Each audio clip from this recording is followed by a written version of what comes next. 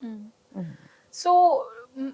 ఇప్పుడు ఇంత మాట్లాడుకున్న తర్వాత నాకొచ్చిన డౌట్ ఏంటి అనంటే, అబ్బాయిలు మేల్ డామినేటెడ్ సొసైటీలో ఉన్నప్పుడు, అమ్మాయిలకు అలాంటి ఫీలింగ్స్ రావటం, వాళ్ళని తక్కువ చేస్తున్నట్టు చూడడం, ఇలాంటి మైండ్ సెట్‌లో అలాంటి వాతావరణంలో పెరిగి, ఆ మైండ్ సెట్‌కి రావడం ఇట్స్ డిఫరెంట్. బట్ ఇప్పుడు రీసెంట్‌గా మనం చూస్తున్న కేసెస్ చాలా ఎక్కువైపోతున్నాయి. ఆ కేసెస్ అన్నిట్లో గూడా అబ్బాయిలు ఇన్నోసెంట్స్. హ్మ్. అమ్మాయిలు చంపేసినా గాని, ఈ చీట్ చేసినా, ఏం చేసినా అది తీసుకోలేక వాళ్ళు సూసైడ్ చేసుకొని చనిపోవడం. సో, అక్కడ గిల్టీ ఆర్ విమెన్. అబ్బాయిలైతే ఇన్నోసెంట్ గానే ఉన్నారు. సో, ఒక ఇన్నోసెంట్‌గా అంటే ఇన్నోసెంట్ ఇన్ ద సెన్స్ మంచి అబ్బాయి. సో, తను ఎలాంటి మేల్ అంటే డామినేషన్ చూపించకుండా లవ్లీగా, కేరింగ్‌గా ఉన్నప్పటికీ ఎందుకు ఇలాంటి కేసెస్ జరుగుతున్నాయి? అంటే ఏం రీజన్స్ అయ్యుంటాయనేది. ఇప్పుడు మీరు చెప్పినట్టుగా అబ్బాయిల నేచర్. ఆ అబ్బాయిలు కొంచెం సెన్సిటివ్‌గా ఉండటము, ఇన్నోసెంట్‌గా ఉండటము, వల్నరబుల్‌గా అనిపియడము వల్ల ఆళ్ళకి అగైనెస్ట్ ఉన్న విమెన్ ఇలాంటి తప్పుడు పనులకి దిగి ఉండవచ్చనేది నా ఉద్దేశ్యం. అక్కడ నేను నిన్ను డ్యామేజ్ చేయాలా, నువ్వు నన్ను డ్యామేజ్ చేయాలా అన్నది కాదు. ఒక రివెంజ్ మోడలా లేకపోతే కక్ష సాధింపు చర్యలా ఎందుకు చేస్తారు అన్నది చాలా ఇంపార్టెంట్. అది మెన్ గాని, విమెన్ గాని. ఇండియాలో దారిన పోతున్న ఒక అమ్మాయిని కూడా ఏ సంబంధం లేకుండా, ఏ కక్ష లేకుండా తీసుకొనెళ్ళి ఏం చేస్తారు?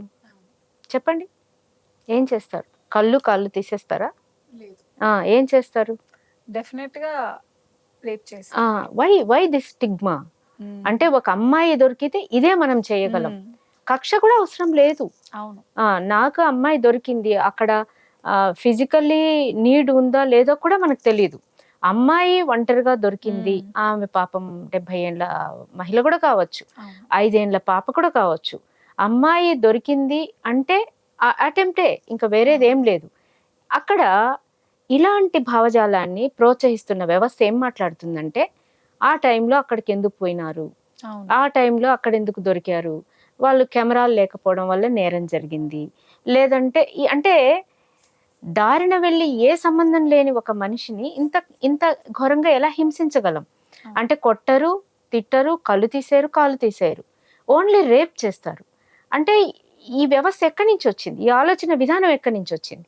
ఎందుకిది డెవలప్ అయింది? ఎందుకు తగ్గుతలేదు? ఇప్పుడు కూడా ఇండియాలో రేప్ కేసెస్ ఎందుకు తగ్గట్లేదు? అవును. సో, మనం ఏం చేస్తున్నామంటే ఫిజికల్లీ ఒక ఒక ఒక మహిళ మీద ఆ మహిళని బలాత్కారం చేసే అనుభవించేటువంటి ఒక చర్యను మనం రేప్ అంటున్నాం. మరి ప్రతిరోజు జరిగే డిస్క్రిమినేషన్ కావచ్చు, అవును. పని ప్రదేశాల్లో జరిగేటువంటి సెక్షువల్ అబ్యూస్ కావచ్చు, మాటలు కావచ్చు, చూపులు కావచ్చు, చేతలు కావచ్చు, టచ్ కావచ్చు, చిన్న పిల్లల మీద కూడా వల్గర్ టచ్ ఎంత న్యాచురల్‌గా జరుగుతోంది ఈ సొసైటీలో. అవును. ఎందుకు జరుగుతోంది?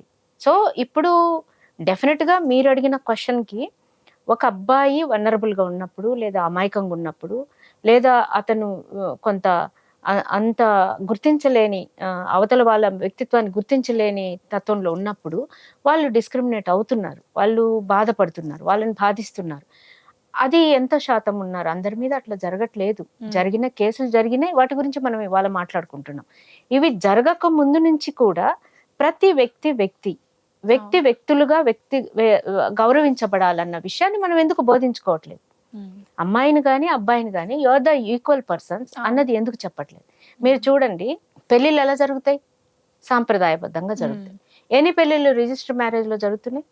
జరగవు. అంటే కంపారిటివ్‌లీ చాలా తక్కువ జరగవు. పర్సెంటేజే ఉంది. జరగవు. హ్మ్. సంప్రదాయబద్ధంగా పెళ్ళిళ్ళు జరుగుతాయి. హ్మ్.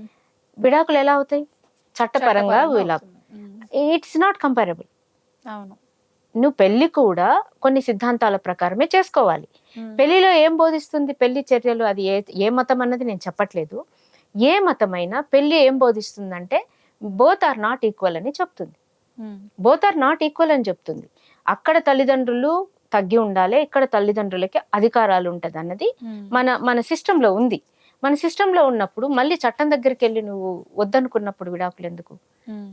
సో, ఒక కాన్స్టిట్యూషన్‌ని దేశం దేని ద్వారా పరిపాలించబడుతుందో, ఆ విధానాన్ని అనుసరించాల్సిన అవసరం పౌరులకుంటది.